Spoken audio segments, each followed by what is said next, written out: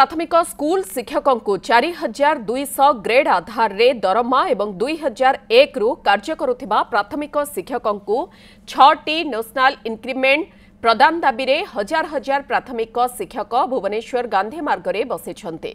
राज्यर सबु जिल्लारू आसीथिबा शिक्षक अहोरात्र धारणा रे बसिछन्ते।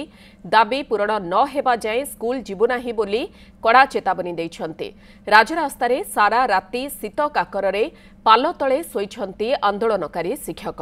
आज आहुरी शिक्षक आंदोलन में जोग देबे बोली जणा पड़िछे।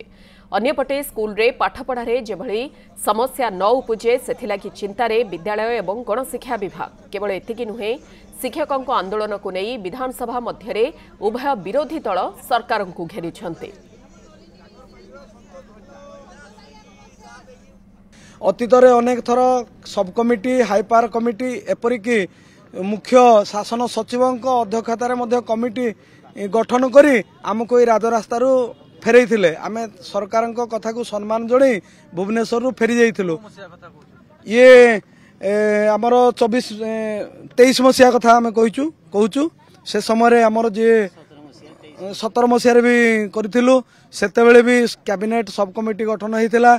23 मसीह करूँ से मुख्य शासन सचिवों अध्यक्षतार कमिटी भी पूरा लिखित प्रतिश्रुति देलापर आम ये जाइलु किंतु आज पर्यंत से प्रतिश्रुति भी पानीर गार भाया रहा पालन हेलानी।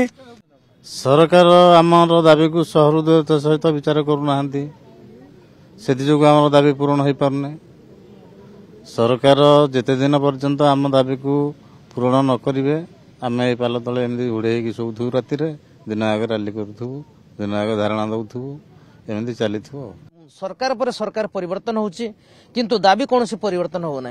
दाबी किसी परिवर्तन होने दाबी कौन से सरकार मानुना खाली प्रतारणा पर प्रतारणा दे चली देखा जाओ। ये सरकार तो लोक मान सरकार बर्तमान दुईटी दाबी आमर अच्छी मूल ग्रेड पे को चेंज करूँ 4200 ग्रेड पे करूँ।